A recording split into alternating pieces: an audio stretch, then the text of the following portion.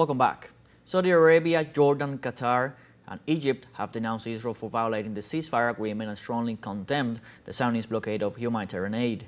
The foreign ministries of the four countries stated that Tel Aviv's decision is a flagrant violation of their own agreement. Furthermore, they rejected the use of hunger as a weapon against the Palestinian people, especially in the middle of the holy month of Ramadan. Less than 24 hours before a regional summit to discuss the reconstruction of Gaza, the Foreign Ministry of Egypt, host of the important meeting, reiterates that only with goodwill and political determination will there be progress in talks.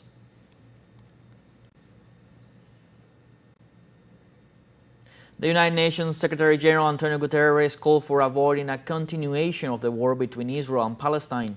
Antonio Guterres affirmed that it is imperative to make every effort to prevent the resumption of this war in the Middle East, assuring that if it continues, it would be catastrophic.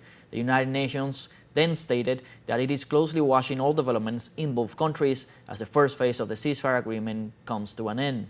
On the other hand, it also insisted that humanitarian aid must reach the people of Gaza without hindrance, with adequate funding and in an environment that guarantees the safety of civilians, including humanitarian workers.